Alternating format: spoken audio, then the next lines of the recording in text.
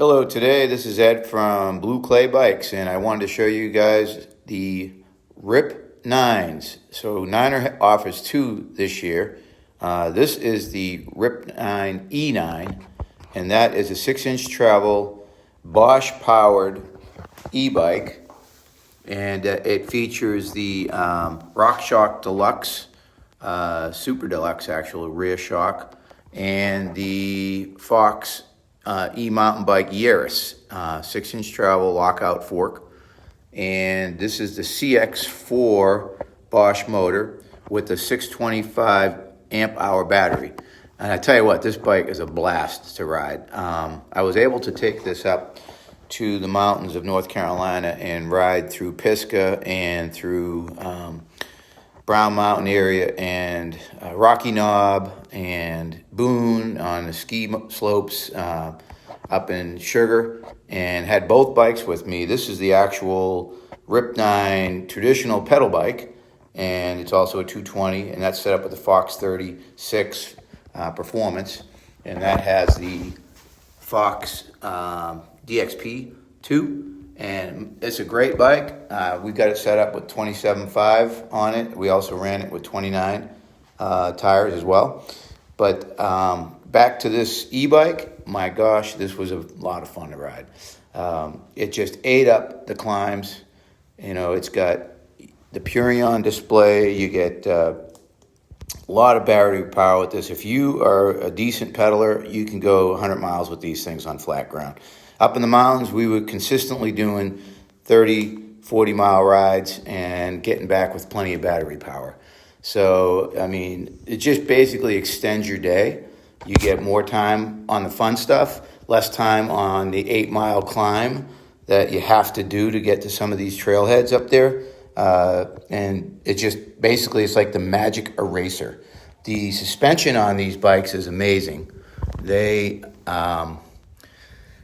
are tuned more like a dirt bike, where you're riding in the travel rather than at the top of the travel, you know, trying not to overcome the pedal forces.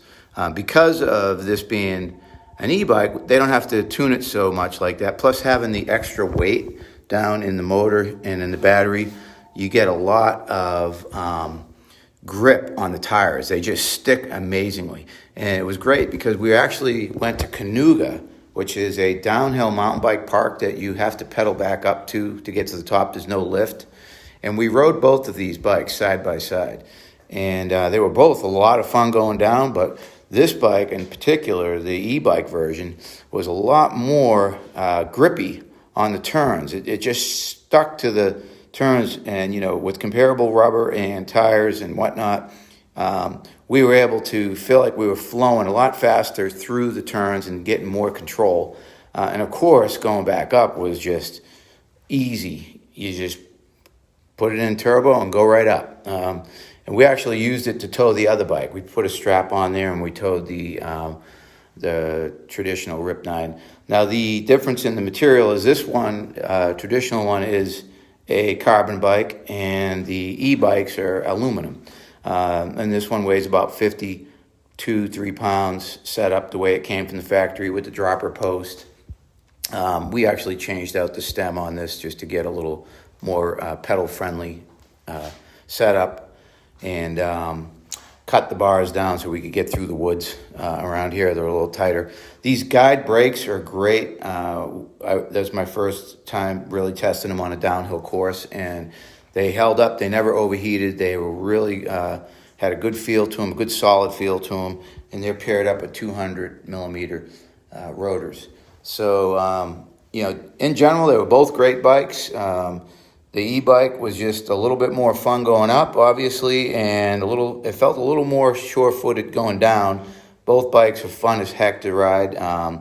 You know, and the way this carbon one's set up, it's probably around 32 pounds. You know, we've got the dropper post and some heavy-duty wheel set on it and big rubber. You know, it's made to go off big stuff, and it does live up to that, and it's a lot of fun to ride down as well. But there you have it, Niners' latest and greatest in the all-mountain category, the Rips. And we've got them both here at Blue Clay if you want to try them out.